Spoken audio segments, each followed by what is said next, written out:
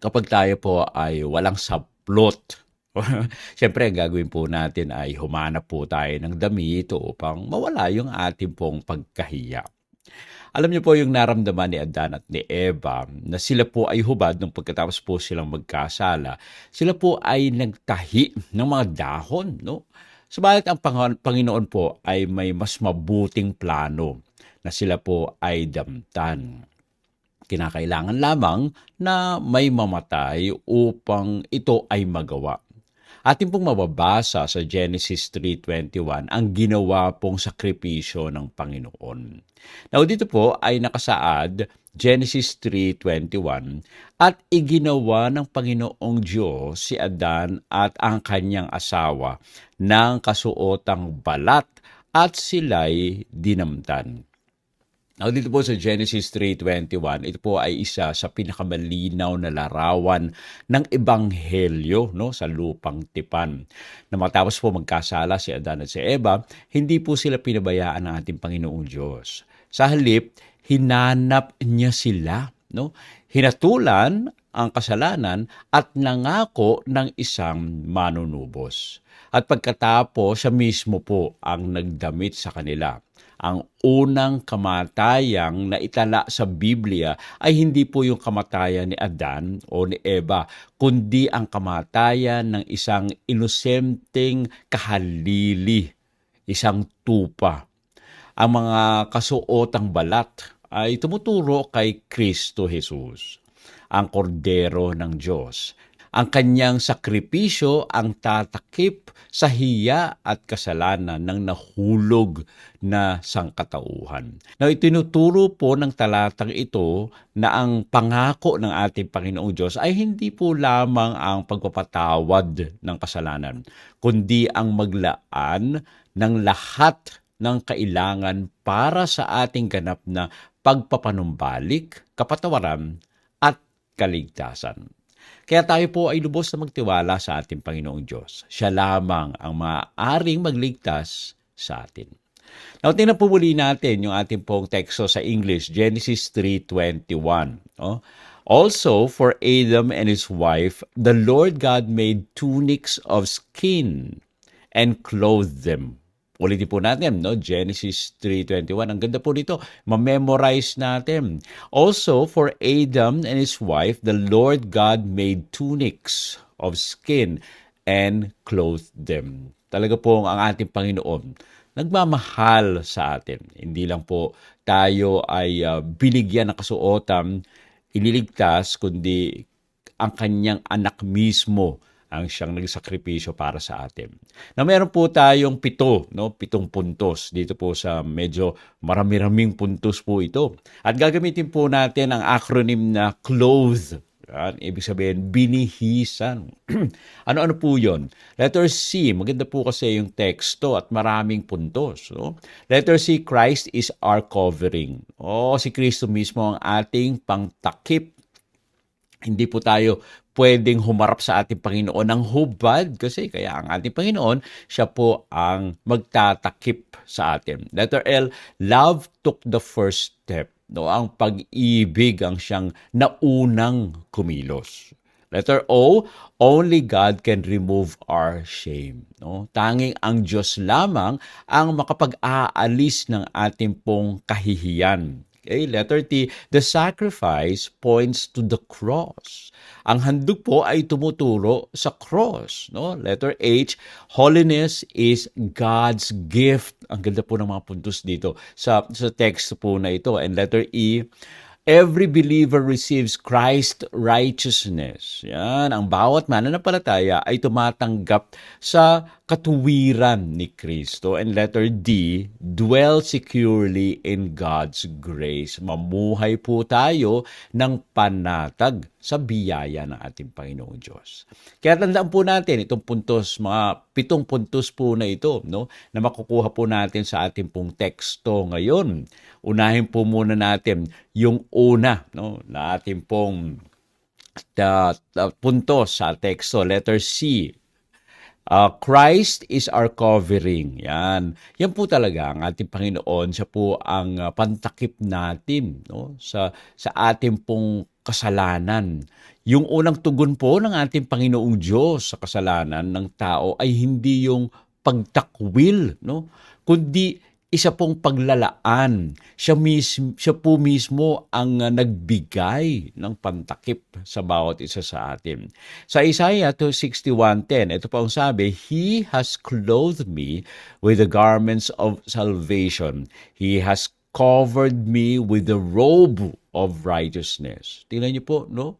Ang ating Panginoon mismo, siya ang nagtakip ng kasalanan, nagsuot sa atin para matakpan yung ating pong mga kasalanan. Ang balabal ng katwiran ang ibinigay sa atin ng ating Panginoon. Kaya nga hindi po tama na tayo ay gagawa para tayo po ay maligtas, no? Ganun ang ginawa ni Adan at ni Eva. Sila po ay nung naramdaman nila na sila po ay hubad dahil nung pagkain nila doon sa bunga ng punong kahoy na pinagbabawal ng ating Panginoon, naramdaman po nila na sila po ay unti-unti nagkasala na at there's shame, no? May kahihiyan kaya sila po ay nagtago. At humanap sila ng mga dahon at yun ang ginamit nilang pantakip pero hindi po nawala ang kanila pong kahihiyan. No? Kaya nga sabi dito sa Romans 13:14, put on the Lord Jesus Christ. No? Ang Panginoon lamang ang kailangan nating isuot. Ibig sabihin yung katwiran ng ating Panginoon ang makapag-aalis sa atin ng kahihiyan. Okay? Now, ito po ang napakagandang puntos dito, no? Na yung dahon ng igos actually, ay hindi po ito makapagtago ng kanilang po kahihiyan. Ito ay pansamantala lamang na natakpan, no? Ang kanilang kahihiyan. Pero hindi ito paraan para sila po ay matanggal, no? At maligtas. Ang Panginoon po mismo ang gumawa ng paraan upang ang ating pong kahihiyan. Now, sabi po ni Ellen White dito po sa Christ Object Lesson, no, page 310 to 311. The white robe of innocence was worn by our first parents when they were placed by God in the Holy Eden. This robe was a symbol of their own spotless characters. By sin, all this was changed. Only the covering which Christ Himself has provided can make us meet to appear in God's presence. No? Yung damit po na suot-suot nila bago sila magkasala, ito lang ang maaaring paraan na sila po ay humarap sa ating Panginoon. Pero nung nagkasala na sila, hindi na sila pwedeng humarap, no, ng hubad sa ating Panginoon. Kahihiyan na ang kanila pong nararamdaman. Kaya kinakailangan na ang ating Panginoong Hesus ang siyang magtakip sa kanila.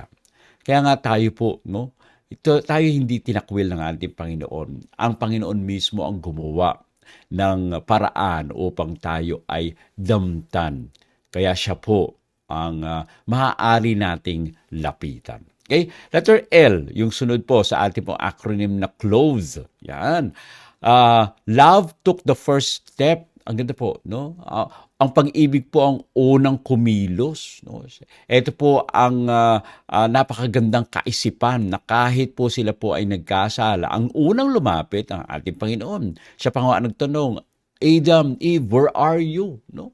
Sa 1 John 4:19, mababasa po natin, we love Him because He first loved us. No? Yung pag-ibig na nasa puso po natin ay hindi innate o hindi po ito galing sa atin. Ito po ay response na lamang dahil siya ang unang umibig sa atin. Ang sabi rin naman sa Luke 19:10, for the Son of Man has come to seek and to save that which was lost. No?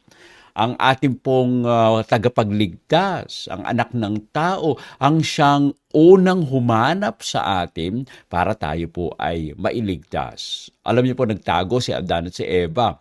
Ang Diyos ang humanap. Nanahimik si Adan at si Eva, pero ang Diyos ang unang nagsalita. Hindi po sila humingi ng kasuotan, no?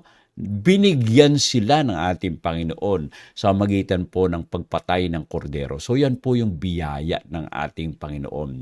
Ipinapakita diyan yung buong plano ng kaligtasan ng ating Panginoon, no? Na tayo po ay mabago, no? Mula po sa ating pong pagkakasala. Sa Selected Messages, page 256, ito naman ang sabi, "The instant man accepted the temptations of Satan, Christ, the Son of God, stood between the living and the dead." No? Nung pumasok yung kasalanan, ang ating Panginoon, siya mismo, no, ang naging tulay para tayo po ay maligtas. Huwag po natin isipin, no, na napakalayo po natin sa ating Panginoon. Hanapin po natin, tandaan po natin na ang ating Panginoong Diyos ang unang gumawa ng paraan para tayo po ay hanapin. Kaya anuman ang nararamdaman ninyong pagkakasala, iniisip nyo man ito na parang wala nang kapatawaran yung kasalanan po natin, alalahanin po natin, ang ating Panginoon ang siyang gumawa ng paraan para po tayo ay maibalik dun sa relasyon natin sa ating Panginoong Diyos. Hanapin po natin ang ating Panginoon. Tanggapin natin ang paglapit sa atin ng ating Panginoon at tayo po ay humingi ng kapatawaran sa ating pong mga pagkakasala. At ang sunod po, pangatlo, letter O, only God can remove our shame, no? Tanging ang Diyos lamang ang makapag-aalis ng ating pong kahihiyan. Ang kasalanan po ang nagdudulo talaga ng hiya. Pero ang biyaya ng ating Panginoon, ito po ang nag-aalis nito. Yan po ang sabi sa Psalm 34:5, "Those who look to Him are radiant, and their faces were not ashamed." No? Kapag tayo po ay lumapit at tumingin sa ating Panginoon, magniningning ang ating pong mga mukha. No? At tayo po ay mawawala yung ating pong pagkahiya. Maaari dito sa mundo ay kahihiyan ang ating pong nagawa. No? Nagkasala tayo, hindi lang sa ating Panginoong Diyos, kundi sa mga tao sa paligid po natin. Yung nagawa po natin ay talagang tiniyuyurakan tayo ng mga tao at hindi na tayo tinitingnan, tinatalikuran po tayo. Maaring dito sa mundo ay kahihiyan ang ating pong hinaharap, pero kapag tayo ay humingi ng kapatawaran sa ating Panginoon, tayo ay tatanggapin ng ating Panginoon. Sabi pa sa Hebrews 12:2, "Who for the joy that was set before Him endured the cross, despising the shame." Ang ating Panginoon mismo, hindi siya nahiya na gawin ang sakripisyo, no, para tayo po ay mailigtas. Ganyan din po dapat tayo, no? Huwag po tayong mahiyang lumapit sa ating Panginoong Diyos. Kundi tayo ay magkaroon ng lakas ng loob sapagkat ang ating Panginoon, siya po ang nagpapatawad. Yung pinakamalaking suliranin actually ni Adan at ni Eva ay hindi yung kahubaran, kundi yung kanilang hiya. No?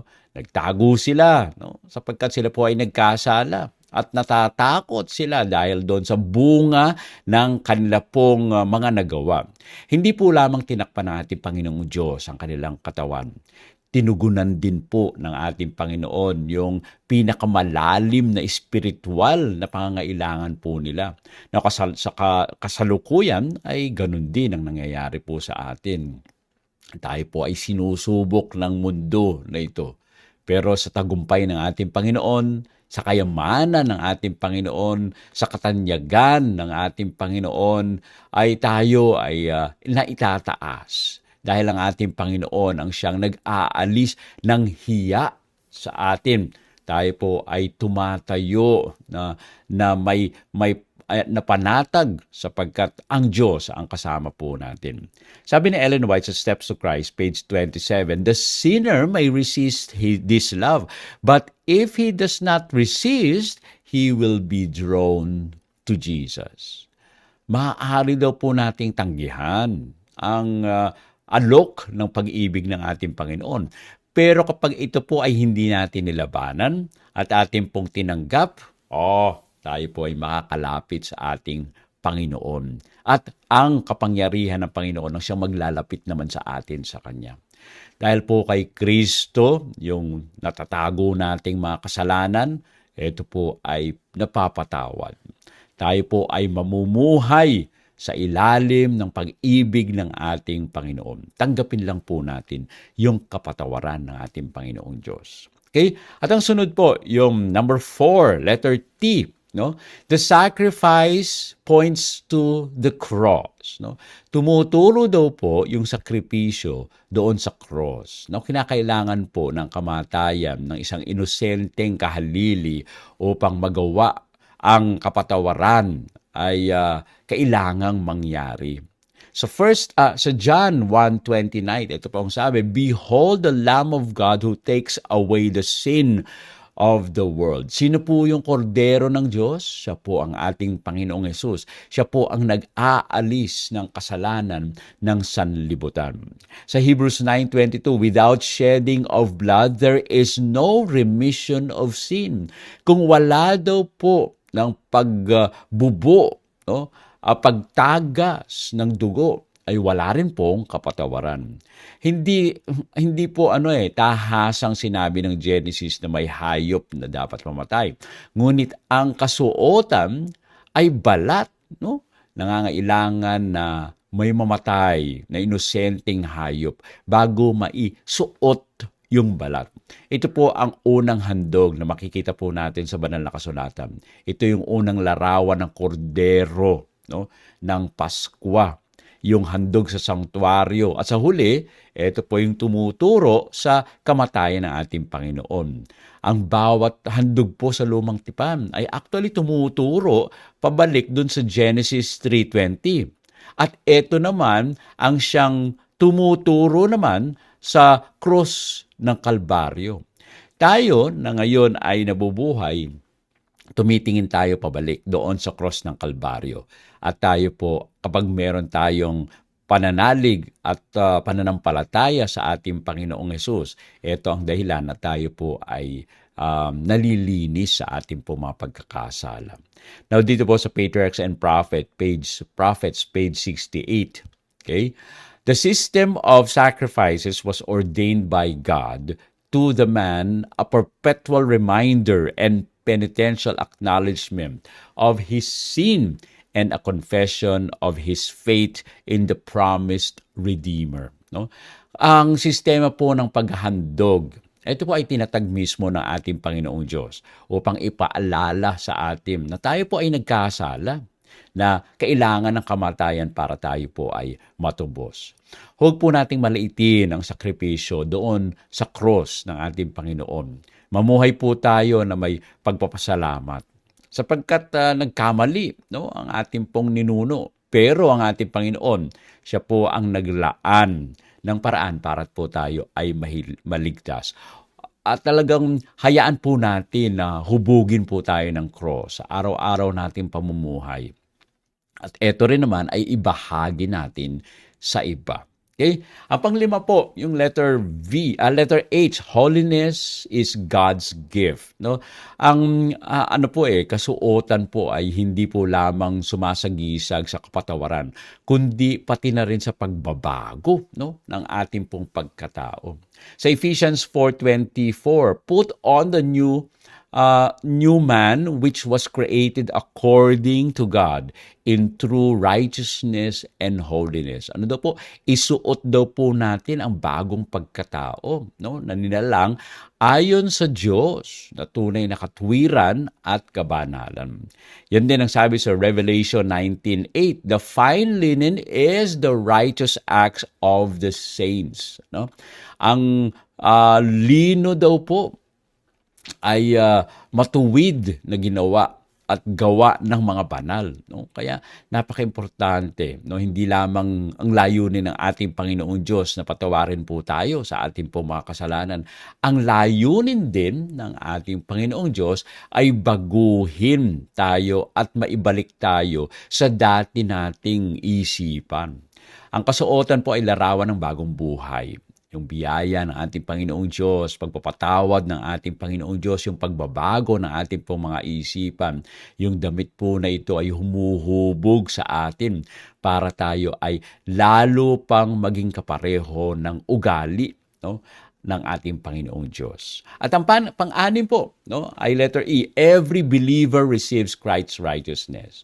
Ang bawat mananampalataya ay tumatanggap sa katuwiran ng ating Panginoong Diyos. Alam niyo po, inaalok ng ating Panginoong Diyos ang parehong pagtakip sa lahat ng sumasampalataya. No? Hindi po may level, no, may level ng pagtakip.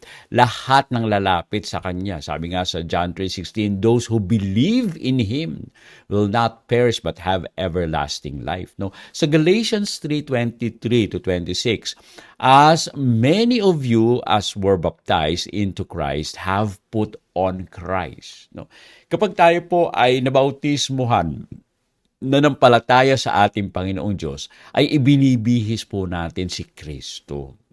Ibig sabihin, sumusunod tayo sa Kanya, ginagawa po natin ang nais ng ating Panginoon. Yung ugali ng ating Panginoon, yun din ang nagiging ugali natin. Sa 2 Corinthians 5:21, that we might become the righteousness of God in Him. Ang kasuotan po ay binigay sa kapwa kay Adan at kay Eva. Wala ni isa na nagdamit nito para sa sarili po nila, no, na pagsisikap. Pareho po nila tong tinanggap, no, gayon din ang kaligtasan para sa ating lahat, no, kapag tayo ay sumampalataya. Ano man ang mga kanakaraan po natin, mga pagkukulang po natin, ito ay tinatakpan ng ating Panginoon at tayo po ay nililigtas kapag tayo ay sumampalataya. At ang panghuli, no, letter D, dwell securely in God's grace. No? Tayo po ay mamuhay daw po ng panatag sa biyaya ng ating Panginoong Diyos. Ang mga dinamta ng ating Panginoong Diyos ay maaaring mamuhay ng walang takot. No? Romans 8:1, ito pong sabi, there is therefore no condemnation to those who are in Christ Jesus. No? Wala na pong hatol ngayon kapag tayo ay na kay Kristo. No? Ang kanya pong makapangyarihang pagliligtas, no? Ang siyang patuloy na nagbibigay ng kalakasan sa atin. Si Adan at si Eva, umalis po sila doon sa harapan ng ating Panginoon. No? Pero sila po ay nilapitan at dinamtan. No? At hindi na po sila hinatulan sapagkat tinanggap nila ang ating Panginoong Diyos. Ganon din po tayo. Bagaman nananatili tayo dito sa mundong ito ng puno ng kasalanan, kapag tayo ay tumanggap sa ating Panginoon, haharap tayo doon sa hukom na hindi tayo hahatulan dahil ang ating Panginoon ang siyang haharap na kasama po natin. Kapag tayo ay humarap na nandyan ang ating Panginoon sa tabi po natin, ang nakikita ng Diyos Ama ay hindi tayo, no? Kundi ang ating Panginoon na tinanggap po natin. Sabi sa Steps of Christ, page 109, the Lord will have His children sound in the faith, not ignorant of the great salvation so abundantly provided for them. No? Ang ating Panginoong Diyos ang siyang nagbibigay ng karunungan sa atin upang tumatag tayo sa pananampalataya. Hindi maging mangmang, kundi tayo ay patuloy maniwala, manindigan, at tumanggap sa kapangyarihan ng ating Panginoon. Kaya mamuhay po tayo ng may katiyakan at walang takot, no? Manindigan po tayo sa biyaya ng ating Panginoong Diyos. So, tanggihan po natin ang mga paratang ng kaaway, no? At hikayatin rin natin ang iba doon sa pag-asa na tinanggap po natin. Okay? So, yan po ang mga puntos natin dito po sa ating pong teksto. At tandaan po natin yung acronym na CLOTHED, no? Ano nga po ba yun? I-review nga po natin. Letter C, Christ is our covering. Si Kristo ang ating pong pantakip. Letter L, love took the first step. Ang pag-ibig ang unang kumilos. No? Letter O, only God can remove our shame. Tanging ating Panginoong Diyos ang makapag-aalis ng ating pong mga hiya. Okay? And letter T, the sacrifice points to the cross. Ang handog po ay tumuturo sa cross. No? And letter H, holiness, is God's gift. Ang kabanalan ay kaloob ng ating Panginoong Diyos. And letter E, every believer receives Christ's righteousness. Ang bawat mananampalataya ay tumatanggap sa katuwiran ng ating Panginoong Kristo. And letter D, dwell securely in God's presence. Mamuhay daw po tayo ng panatag sa biyaya ng ating Panginoong Diyos. Kaya dito po sa Genesis 3:21, ito po ay higit pa sa kwento. Ito po ay tungkol sa pananamit. Ito ang unang nakikita po nating sermon ng Ebanghelyo. No? Bago umalis si Adan at Eva sa Eden, tiniyak ng ating Panginoong Diyos na hindi sila aalis ng walang pantakip. Ang dahon ng igos ay kumakatawan sa pagsisikap ng tao. Ang mga kasuotan ng balat ay kumakatawan sa biyaya ng ating Panginoong Diyos. Pero isang inosenteng buhay ang kailangang mamatay. At ganun din, ang ating Panginoon, wala po siyang kasalanan, pero siya po ang naging kordero para tubusin tayo sa ating pong mga pagkakasala. Tanggapin po natin ang ating Panginoong Hesus ngayon. Tayo po ay manalangin. Ama naming banal Diyos na nasa mga langit, nagpapasalamat po kami na malinaw na ipinakita nyo dito sa teksto mula sa Genesis na kayo mismo ang nagbigay ng tugon sa aming pong mga pangangailangan ng kapatawaran ng aming pong mga pagkakasala. Kaya po Panginoon, muli po kaming nananalig at nagtatalaga ng aming pong buhay sa inyo. Kayo nawa po ang maglinis sa amin. Hindi po namin kayang iligtas ang aming pong mga sarili, kaya po kami ay patuloy na nanalig at umaasa na kami ay inyong bibihisan ng inyong katwiran. Pagpalain po kami sa buong maghapon na ito at maging katulad nawa ng inyong gawain at isipan ang aming pong maging gawain at isipan sa buong maghapon. Marami pong salamat sa pagdinig sa aming dalangin sa pangalan ng aming Panginoong Hesus. Amen. Amen.